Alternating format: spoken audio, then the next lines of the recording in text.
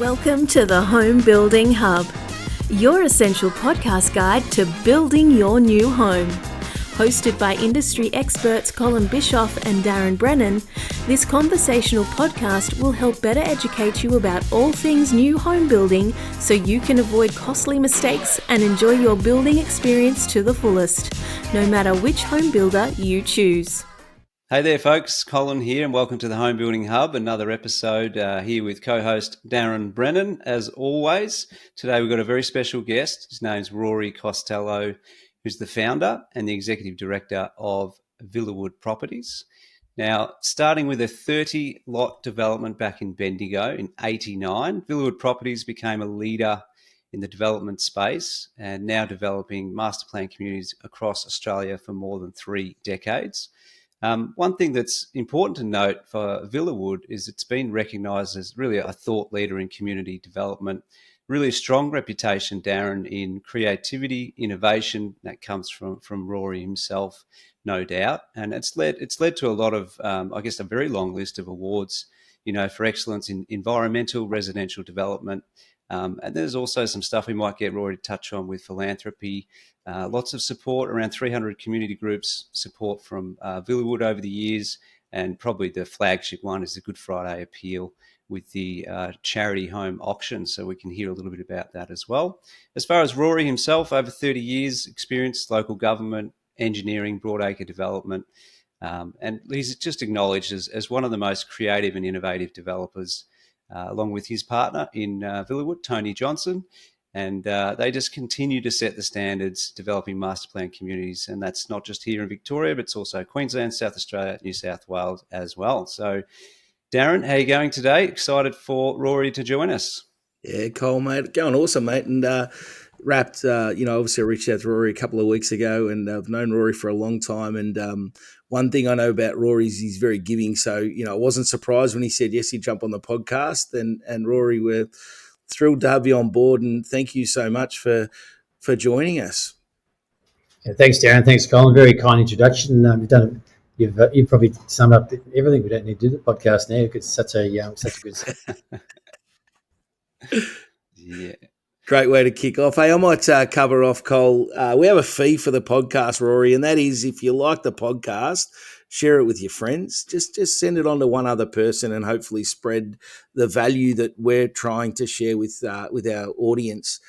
The other part is if you're really enjoying it, leave us a 5-star review. You can do it really easy on any of the platforms, and that'll, again, help share the information that we're providing with more and more viewers. We do have a disclaimer, and that is whilst we're all about providing value to you, this podcast should not be considered as legal or financial advice. It contains general information only, and you should seek out independent professional advice on your personal situation before making any financial or legal decisions. So that gets the formalities out of the way. But Rory, maybe kick off a little bit for us about Villawood's history and where things have sort of, I guess, come from back there in Bendigo and where you see things heading. Okay. Excuse me. It all began back in Bendigo.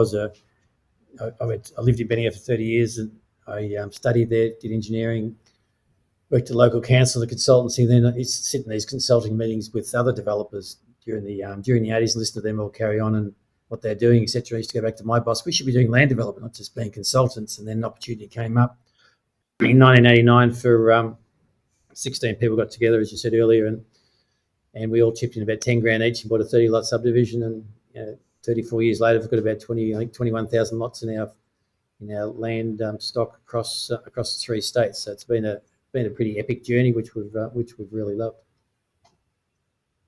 It's amazing, and again, how something, like you said, 10 grand each to kick something off and then where it grows to. And obviously Villawood now being, am I right in saying you guys are the largest private landholder of residential lots in the country, or certainly amongst that? I think we'd be in the top 3. Be in the top 3 at least. I mean, everyone keeps their cards pretty close to their chest. Nobody really knows how much true stock everybody really has. But probably one of the interesting points when we first started in '89 was that was the start of the recession. So, I'd bought a house 2 years earlier. I was at 15.5% interest rate. The bank interest rates went to 17% then. So people worry about the interest rates now, which is it's all relative, but we're at 17%, and then to get that $10,000 to put into the first syndicate, I had to go to the state bank on a personal loan and borrow that to put that in. So I had nothing because I'd already spent everything on the house. So it was pretty tight times back then, starting a business in a recession. And I can imagine that 10 grand against the value of your property in Bendigo would have been could have been 20% of the value of the property or something, depending on I don't know what you were living in, but I know, I was in Bulleen and my folks' place was not worth a lot of money. When I bought my house, I could have bought an 87 for about 46,000, but went up, started going up in that rise in the late 80s, and I bought it for $56,000. I think my mate bought one in Oakley that's in Bendigo. My mate bought one equivalent sort of house in Oakley for 85,000. So they were the relative sort of prices that you're buying houses at. But what the big difference is, when you bought a house back in those days, it was 2.5 times wages, 2.5 years wages, whereas you're buying a house now, it's 10. So it's all relatively very high interest rates, but the price of the house is only 2 to 3 years wages. Whereas you buy a house now, you're buying a house with the current interest rates at say 5.5%, but it's 11 years wages, and you're going to pay it back over 30 years. And we used to pay it back over 20 years. So it's all linked. Cole, what did you have? I know you had a couple of great questions you want to fire at Rory. Might throw it to you to, maybe, see if you can stump him. I know it's going to be difficult, but it's a bit of a challenge today. We'll have a go at it. I think first I've got to acknowledge I'm wearing a nice bright T-shirt. I don't have a collar, but Rory's famous in our industry for bright and colourful shirts. So I thought I'd, wear this in honour of you, Rory, today. Unfortunately, I didn't have the collared version, but I used to wear bright ties, but then my partner Tony came along and he never wore ties, so I stopped wearing ties. So to make up for not having the colourful ties, I start wearing colourful shirts. So. Yeah, right. No, it's good. It definitely stands out. One of the questions I think to help home buyers, just to kick off with some of the basics, is obviously with your level of experience, how would you advise a new home buyer to purchase a block of land? Take us through that process and your insights there. It's buying a block of land. There's about 3 different paths you can do it. You can either come into a land sales office and buy a block and then find your own builder. You can go to a builder and he'll package you onto a house land package somewhere. Or some investors come in via investor channels, which is probably the least desirable way to come. But people think it's a bit of mystery. It's quite simple to buy a block of land. Your biggest priority when you do buy it is to buy where you want to live. You really want to buy in a state where you know where your kids want to go to school, where the public transport is, or all the different factors, whatever's important to your life, whether it's medical, school, or recreation, or being near the ocean or the mountains, is buying in the location you want first, and then picking obviously the estate you want that best fits your aspirations and price point. But then it's also important to get the block of land that you want in the right direction to get a good orientation. Generally, we try and do most of our blocks east-west now because the modern house with the al fresco facing north, it's much easier to orientate with your solar rating to be facing east-west. Some people like corner blocks because they can if they're a tradie, they might like a corner block because they can get access into the backyard for their trail, etc. But most people have a block in between. And once you buy a block of land, once you pick that block of land, you can pay your you pick the block of land, you get your finance for it and pay a deposit. You pay generally a 10% deposit. And then, but when you buy a block of land off the plan, it generally takes about 12 months to get that title. So you've then got 12 months to keep saving. So you don't have to have all your money saved up at the time, as long as you've got a budget, of course. You've got another 12 months to pay or to pay and save for the block, which also goes in your building contract. So once you bought that block, then you can go to all your builders, and you generally come to one of our display villages. You might have 20 builders in a display village. So you can go door knock all those and visit them all, see which one you love the most. Builder reps will help you talk to you if you've got your block of land and suggest different houses that fit in that block. I suppose also the size. Do you want a more affordable block, more compact block, 7 or 8 metres wide, or do you want probably the most modern common block now is either 12.5 frontage or a 14 metre wide frontage.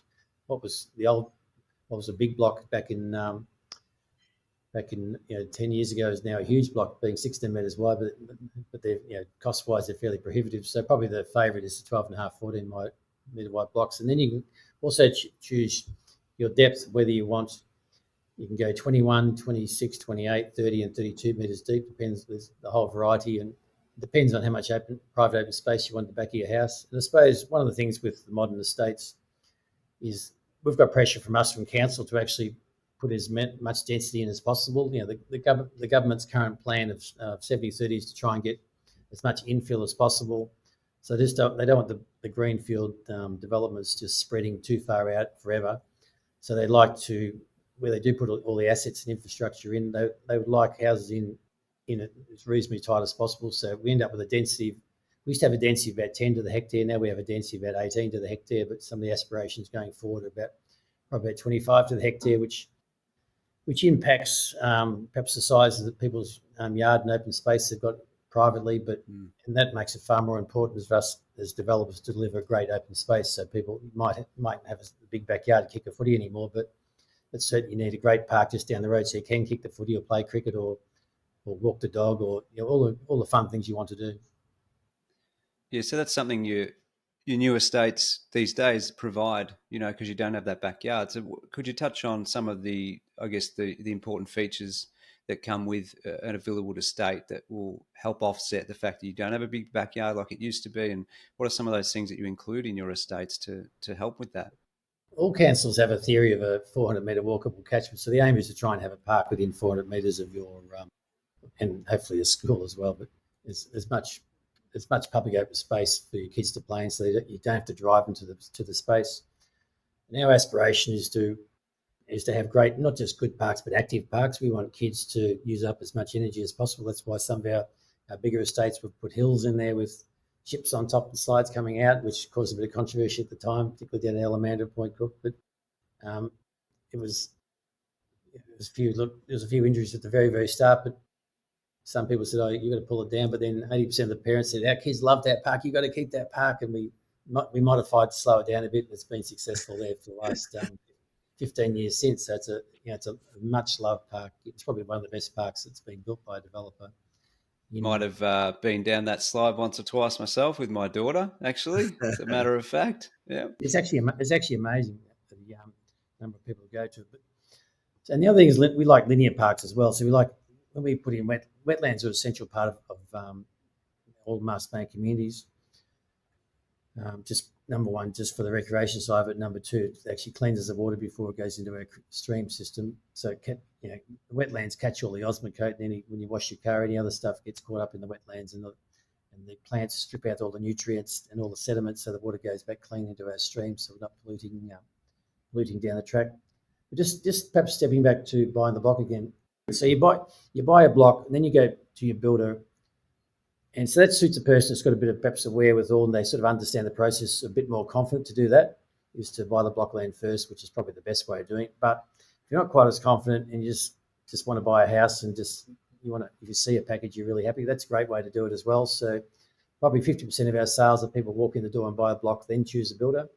But the other 50% is probably the builder packages it, and then they come to us with the ready-made package to buy the block of land. So you can walk into any builder and he will have relationship with several estates in that area, and they'll be able to package up. You'll give them you guys, the builders, you can probably tell me better, but you'll package them up with what their budget is, what their aspirations is, how many bedrooms, all that, how many bathrooms, etc. And you'll give them a range of choices on a range of blocks, and they can pick how to do it. And that's equally as great way of doing it. Just depends on the person's how much involvement they want to have. Some people want to really control the process, and some people are just happy to just be handed a solution and if they fall in love with it, then great. And I think, Rory, we talk about on the podcast that, we recommend coming in and chatting to the builders as well and seeking that advice. Get both levels, go in and see the land agent, have a chat to them, come in and see the builders, get some advice around, so that you can make sure the orientation is going to work, because you might really like a house, but the orientation is not going to work, etc.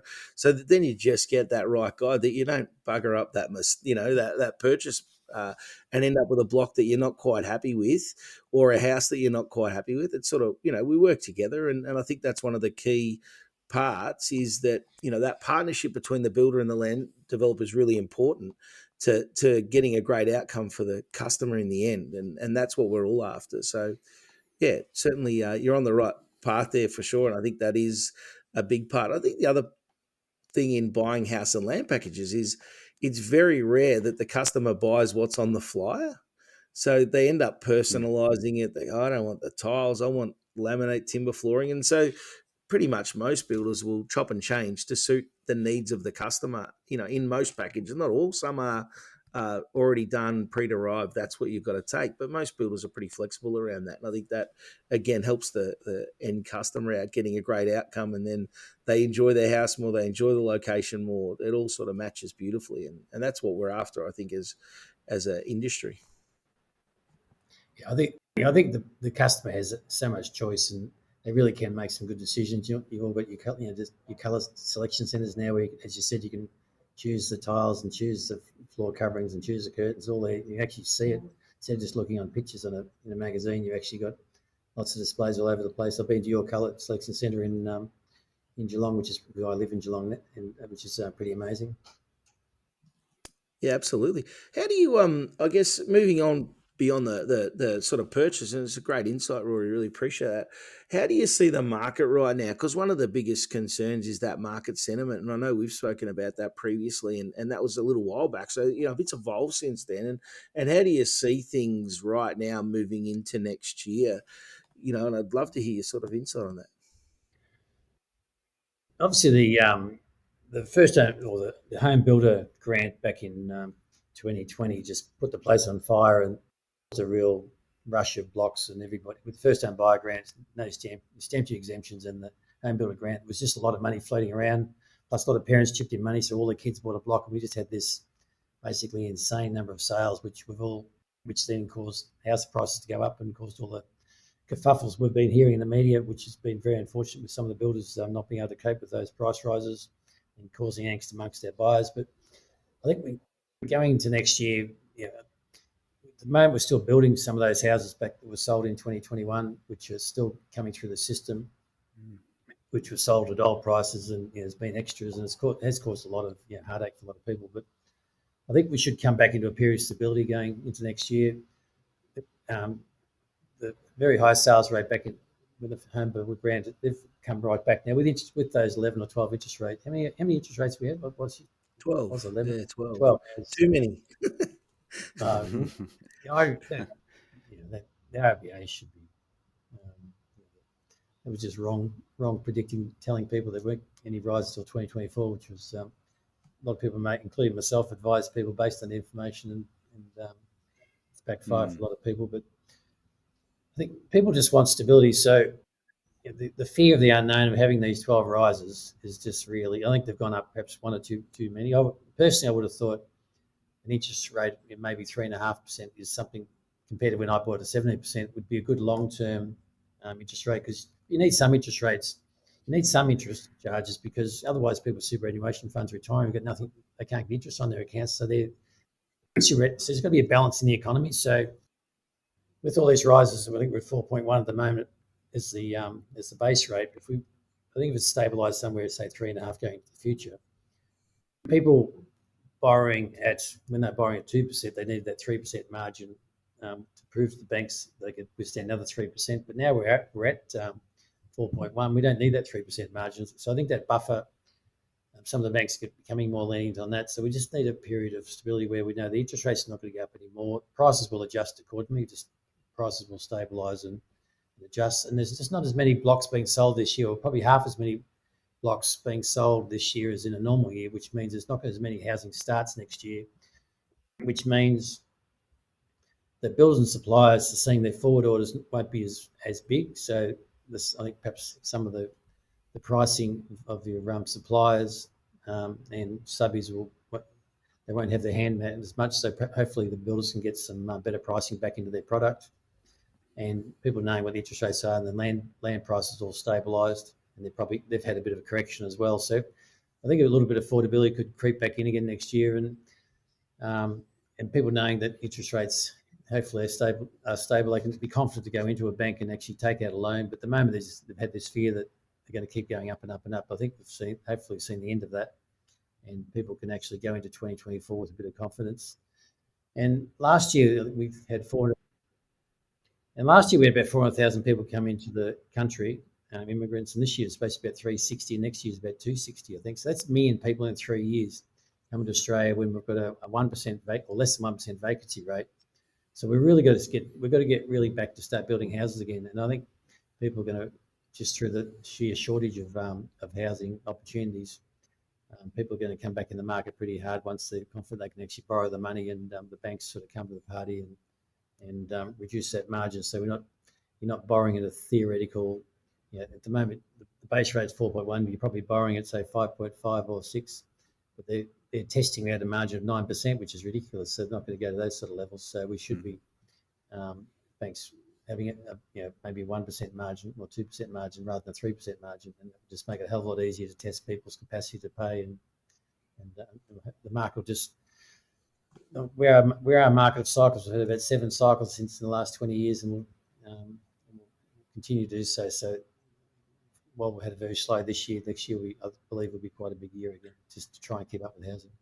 We do get similar feedback from other guests and people we've spoken to that, builders have started to get back the timeframes back to reality. They're not taking a silly amount of time to construct, and there's some good pointers and things that are really helping with that buyer confidence. I think that's the one key factor in all this is buyer confidence. So I tend to agree that, by the time we hit next year, it should be good. The other thing, I guess, to lean into the next topic for us is as builders, and particularly it'll impact you, I guess, from a development standpoint. One of the things you're very passionate about is sustainability, and I guess the importance of that to you personally, but for Villawood overall, and as an industry, we're about to face some changes for livable housing, of course, but also for 7-star energy efficiency. And as builders, we're still trying to get our heads around that and how that product's going to look up front, how that package is going to be prepared and be accurate based on a certain orientation. And there's certainly some complexities to come.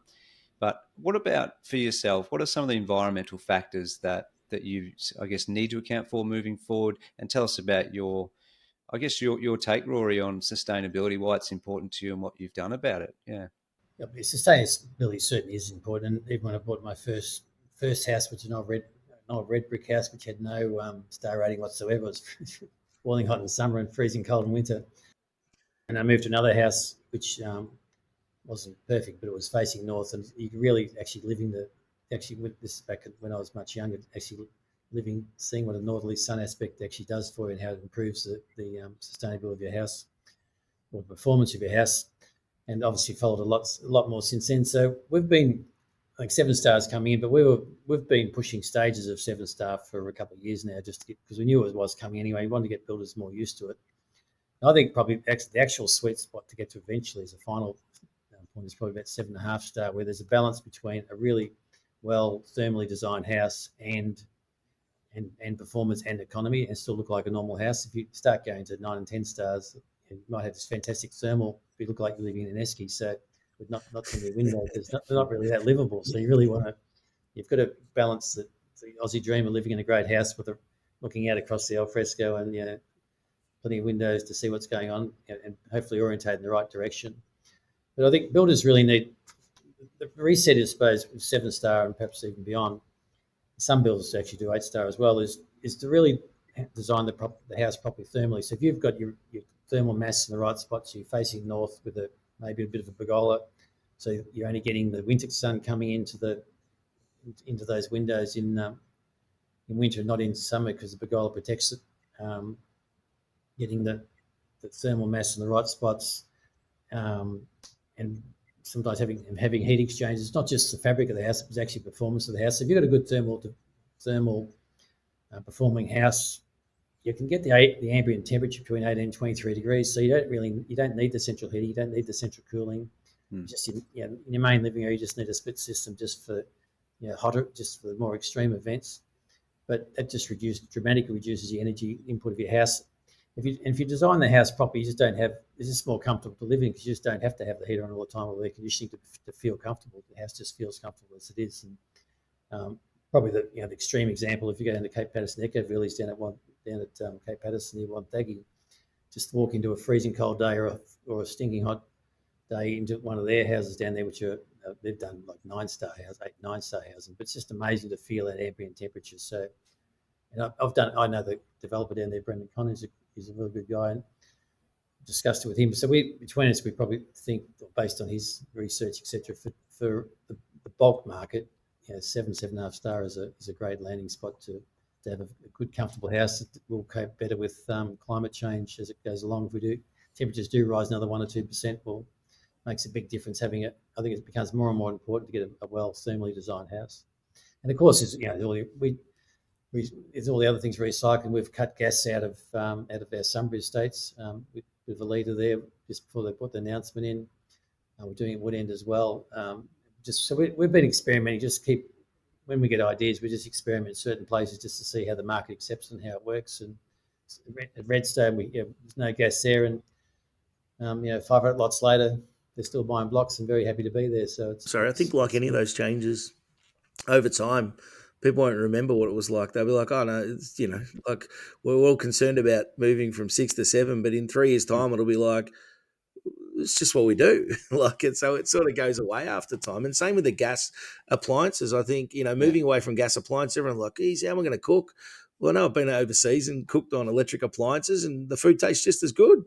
So I think you just adapt and change, and then before you know it, that's the new you, and away you go, and it's fantastic. So I think these changes are positive and need to be made, and as you said, we don't want to be impacting climate change, and if we can have a lesser impact, and I know some people don't like the fact that we're a small population and we're making a small change, but every little bit counts, I guess, when you're trying to make a difference. So, it's certainly obviously something that's pretty important to Villawood as a company. And I know yourself, Rory, likewise. So, it's good that you guys have led that charge to some degree, and hats off to you for doing so. And, you look at an estate like Aqua Revo for you guys and some of the other stuff you did down there. And for a builder, it's been a challenge to build in there. But in the end, what have you got? 600-700 houses built in the estate, and the place looks fantastic, and that people who have bought in there have wanted to be in there, and there's definitely a market for that.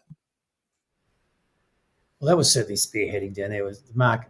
We had one builder. We talked to all the builders, and we had one builder come forward and said, "Yeah, we'll produce a plan for you there," and everyone else said, "No, we don't want to be involved." And then within 12 months, we had 9 builders all coming to open days and providing all the different designs are done for it. So because they start seeing it as the future. Once they knew it was going to be the future, there's market acceptance. Because you can't expect builders to be pioneering things that the market aren't going to accept and not practical. But these were things that were improving people's lives and making the houses better to live in. So once they've got their head around it, and the builders were great. Once they actually got their head around it, they really embraced it and came down and represented themselves down there and got their share of all those hundreds of houses to build. So it was, and that was a real pioneering moment in Victoria or Australia. In fact, I think we've had every university, every council, and every government, and every international delegations all come to have a look at that to see how it all worked. What were some of the key things that were enforced, I suppose, as part of joining that estate? Well, a lot of it was focused on water. So there was already recycled water. We put the rainwater through the hot water system, and we had potable water. So there was really very little potable water being drunk. Just the cold water in your shower, and your drinking water was fresh water. But your hot water came from the rainwater tank, and your washing machine and toilets were done through recycled water. So it was about a 70% saving in actual water usage there, which is pretty cool. And then on the power side, we had we probably had a large solar array on the roof. And in the end, we started supplying batteries. And like with the 3 kVA on the roof and a 5 kVA battery, you could save about 65% power. We encourage people to upgrade and put 5 kVA on the roof and a 7 kVA battery. Then you could save about 97% of your power by having that battery and the solar at the same time. So saving energy with a better design thermal house, saving energy, you could be basically carbon neutral there and not much water as well. So it's a pretty cool story. It's great. It sets a good tone and footprint for what's about to happen anyway, really. So you're well ahead. Where do you see innovation Hmm. in the land market? You know, I did go to I was somewhere the other week and someone got up and said, we're going to be innovative in the land market. We're going to make the lots smaller. And it kind of didn't resonate with me. I get lots are getting smaller, but I didn't see that as innovation. And I sort of spoke to a couple of people afterwards and I said, I don't know, for me, innovation would be solar panels in the roads, you know, or going somewhere else completely. And I don't know what that looks like, but where do you guys see innovation heading, Rory? You know, have you got any things that you're looking forward to, you know, within your developments? As far as block size, blocks just can't get smaller and smaller and smaller because it just doesn't, particularly for all, just doesn't work. So we've gone, certainly the footprint has gone, as we said, gone from 10 to the hectare to 18 to the hectare. So the footprint has got smaller and smaller over the last 20 years, but it's always got to the point where we really can't go too much smaller. So to get the densities even higher, I suppose part of it is to have more townhouses and even apartments, which is probably not the Australian way, but globally it is the global way of doing things, I suppose. And such a large part of our population at the moment, 7 million immigrants in the last 3 years, but they've come from an environment of a far more apartment living. So I'm not advocating apartments everywhere, but certainly within our master plan communities, we just started to experiment down at Armstrong with just a small 4-story apartment block, which we'll be building next year or so. So just having little patches of apartments, but in really great locations next to schools, next to the parks, the schools, and the shops. Just that real walkable catchment to maximise the number of houses around or number of dwellings around there. And that could be retirees or single households or single parent households, or just singles and couples. It's not maybe not for their entire lives. They just live there for a period of time that suits them, and when if their family grows, they then move into a normal house. But to have that choice, I think, so it's just that's on the housing side of things. And as you say, Darren, with the solar panels, there's just different ways. I think there's been different developments over the years to try and actually make the roof itself one big solar panel, rather than actually putting solar panels on the roof, but actually make some of these materials solar panels in themselves. And far more recycle, I suppose, in the roads, far more recycled materials in the asphalt and the concrete, etc. So you're much lower embedded energy. We're already doing our recycling. One thing with the gas, we've got to be careful of. Gas is I think across the whole board, the improvements electricity and is great, but if you're going to have all electric houses, you do need to have that good thermal, because you don't have the instant heating of gas, I suppose. So it's far more important to get that 7 to 7.5 star rating of your design of your house to cope with. You just don't need that extra heating, so you can just use a split system when it needs a bit of topping up, a bit cooler, a bit hotter. With the heat, with the induction cooktops, etc., they all work beautifully. So I think innovation-wise, I'm sure there's lots of new things that are going to keep coming to the fore. But out in the burbs where we develop, we probably still stick to the basics. Just trying to create happy communities, like happy, safe, healthy communities. The sustainability is coming along and it's being legislated, and certainly designing a great house is very, very important. But I suppose our main focus is for the last 10 years and probably a few years to come is really creating just a really happy, safe community. When people come, whether you're going to Tarneet or whether you're going to Alert or Molan or down to Geelong or Bendigo or Ballarat, wherever you're going, people coming from somewhere else to live in a brand new community. They've never met those people before. They don't know who the neighbour's going to be, and they really want to meet people. So our job is to create that real sense of community.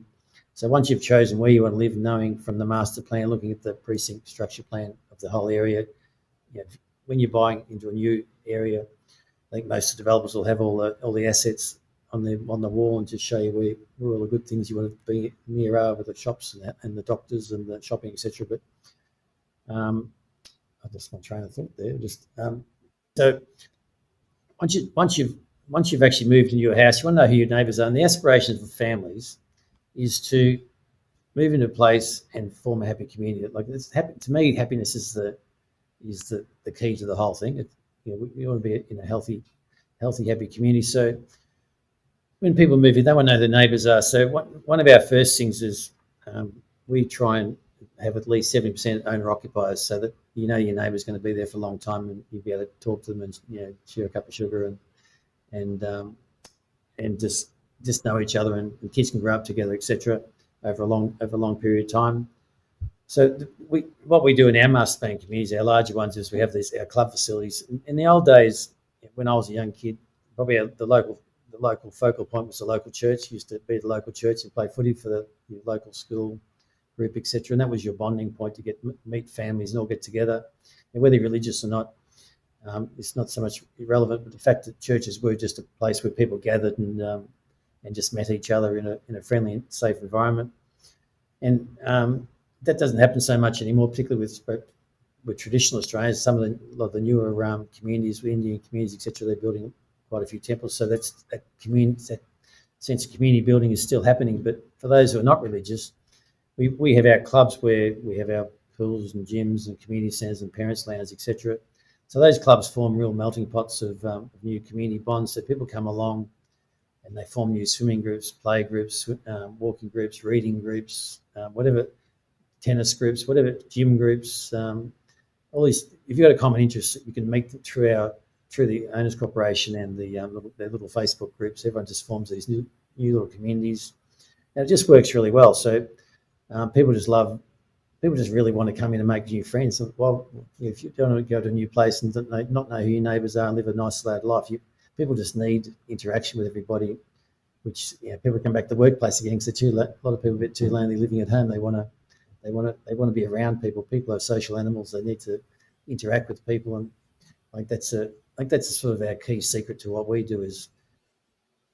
I think you're right there, Rory, too. And I know when I've been down at Armstrong and having a coffee there at 9 grams, and you look out the window in one direction and there's the playground that's full of people because it's like you said, it's an interactive playground, and it doesn't seem, no matter what time of the day, if the cafe's open, the playground's full. And then you turn and look in the other direction, and here's these people streaming in, off to the gym, off to use the swimming pool. There's social groups going in, mothers groups, whatever it might be. And it does become a real hub. And, like I say, everything's commutable. Directly over the road's the school. The shopping centre is down the road, the existing shopping centre, but you've obviously got the IGA under construction there with those apartments and stuff. And it's all just right there at your fingertips, and it's fantastic. And that, the noise that comes with that, the kids playing, and that I always like going to a place when people start talking because the noise comes up, but it's a great noise. It's a noise of harmony and happiness, and you see that in those sort of environments, so which is great. I think it's something you've done really well, over all of the projects that have got that set up. Yeah, certainly. It's a lot more work. I reckon it costs us probably 30% more time and effort of staff time to actually deliver a club just compared to a normal estate. It's just the effort you got to go to, and the Owners Corporation being part of it, and actually teaching Owners Corporation that your responsibility isn't just to manage the sinking fund and the electricity costs and all the rest of it. You've actually got to create events for people to come and see you. You've got your big meeting reserved. Just put on movie nights. Just put on Netflix and bring a beanbag and a pack of twisties and chips and just all sit on the floor and watch a movie, or just have our Easter egg hunts and our Christmas parties and all the different things. And there's so many functions. We have weddings, 21st. So many people can have the big function areas. They just pay a deposit to make sure they clean up. If they clean up, they get the deposit back, but the use of the space is free. And so we have so many. They become, once the community builds up, they're just packed out all the time with continual events. They're a bit nicer than the old Scout Hall, though. Almost. As councils got bigger and bigger and all bit amalgamated, I mean, Wyndham used to be, like 6 councils. So now it's just one council. They have the big super library, the big super pool, and the big super thing. But you've got to travel a long way to get to that big super event, whereas we're trying to localise all those events back into small pools, smaller gyms, smaller, all the little things. So it just belongs to your local community, a much smaller. So if you've got 1,500, our favourite size is 1,500 to 2,000. It's a great size community, so we can build a pretty cool community space to go with it, and everybody's happy. And the other thing we do is our care worker campaign, where we give a discount to you're a care worker, police, AMBO, teacher, kindergarten, nurse, anybody who are carers for our community, childcare workers. We want them to be able to live close to the communities they actually serve, so we'll give a discount to them. What that means is you often end up having a fiery or Amber or cops or teachers and nurses living in your street. So if there's ever an emergency, you know which streets can be looked after best where all the where they live. So it gives you an added sense of security. Yeah. I think it's fantastic, the insights you've shared today, Rory, because anyone listening and considering buying a block of land, some people just go and buy a block of land because of the price. And it's not necessarily the right thing to do. You can hear the passion and I guess the couple of words there that really stood out being, I guess the main one being happiness. And you're talking about community and you're building a place for people to grow up, in, and for families to grow older together in. And you're sort of hitting a new estate with a beautiful gym and pool and coffee shop and all those sorts of things. As you said, it costs you a lot more time, energy and effort. But the net result of that is great happiness for those communities, and then that spreads into the next. And I've been witnessed firsthand exactly what that sort of community is like. So I would encourage any listeners, any viewers, to make sure you consider that when you're purchasing a block of land. Is think about how you're going to grow into that estate, meet new friends, and with your upcoming family or family you may already have, if you've got kids already and things like that. Like, it plays such a significant part to your happiness and growth moving forward, rather than just buying a block of land because of the price and not knowing who your neighbours are. So it's such an important thing. And I think, you've really highlighted today for us, Rory, why people should consider that and jump into a Villawood land office to learn about that estate. And where else I guess obviously the website's probably the main one, villawoodproperties.com.au. That should be right, I hope, Rory. Yeah, yes. Perhaps if you've got another minute, just to touch on at the moment. We got another minute. Yeah. We've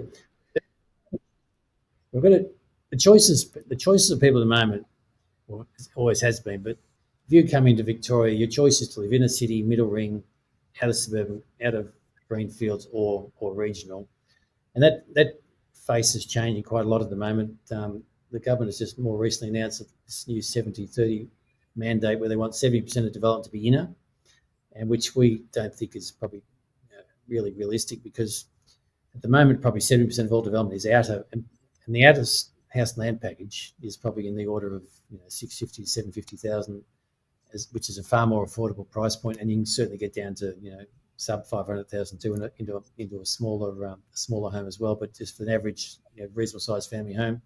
So that is we are providing affordability. So you guys and us and the whole industry, we're providing affordability out in the burbs at those sort of price points, between a much cheaper package of 500 up to the average package.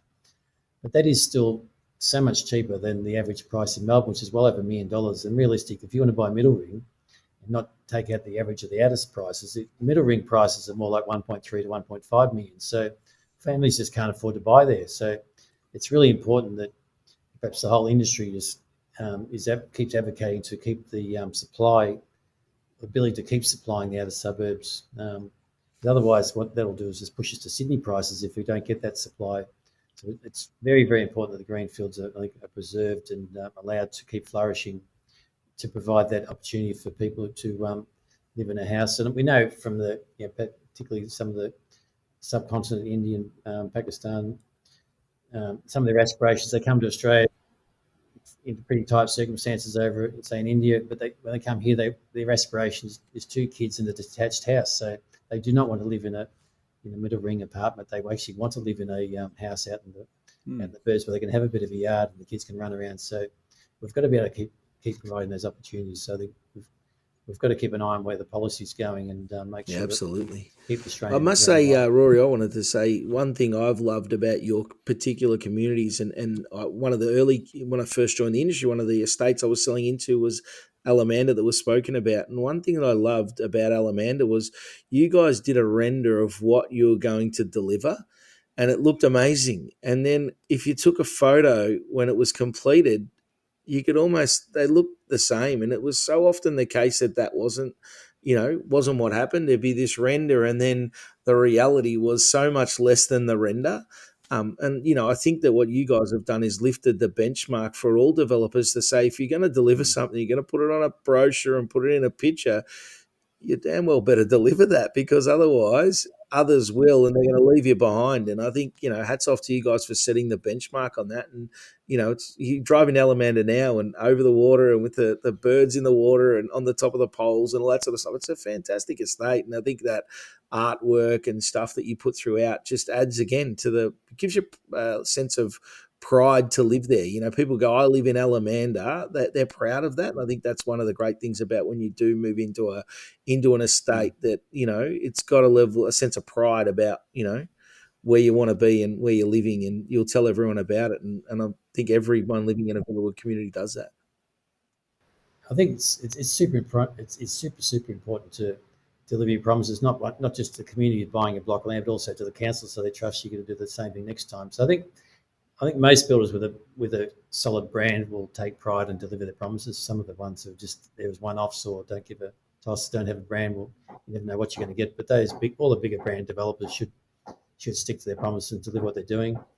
And like Alamander is probably that was our first really big success, and that's enduring. I think the biggest show of success of Alamander is the school there. The school there is the most sought after school in Wyndham, because when you've got 1,650 new homes with, say, 4,000 people, and they're at least 80% are owner-occupiers, compared to some of the developers next door who are selling to investors at 70% renters. We had 80% owner-occupiers.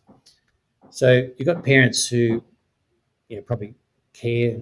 There's a fair degree of care about their kids and education. So when they go to that school, they're all going to the same school. Then the parents are giving support to the teachers because they want their kids to learn.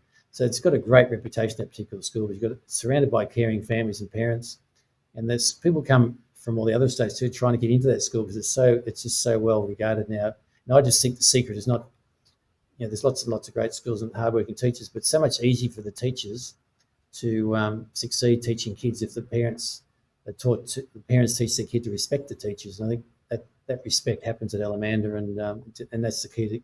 Then you can attract better teachers too, because they love the environment where the kids want to learn, or they're being told to learn, whether they want to learn or not. But the parents say, go and learn, and it works. I think it's a really great tailored success of a really humming community. Yeah, fantastic. Well, Rory, thank you so much for sharing your time with us today. Some great insights for buyers, and I guess some good learnings for them in terms of when they want to buy a block of land, what to look out for. Some great insights just overall into the industry. So thank you again. We appreciate your time. For anyone looking for land, make sure you head to the website, go to visit a Villawood land office. There's plenty of them across the country. So villawoodproperties.com.au. Anyone who's got any ideas or topics or wants to give us some feedback, jump on to homebuildinghub.com.au and click on contact us. And of course, as Darren said at the top, if you like what you hear, leave us a rating, 5-star rating, and that'll be greatly appreciated, and share the podcast with one other person. We can go from there. So other than that, thanks again, Rory. Thanks, Darren. I think we've done pretty well. Thanks, Colin. Thanks, Darren. I can probably share with about 30,000 on our database. So people actually might close to 50,000 now. So we can probably spread the word a fair bit for you. Yeah, great. Appreciate it. Thank you. Thanks for watching, and thanks for listening, guys, and we'll see you on the next one.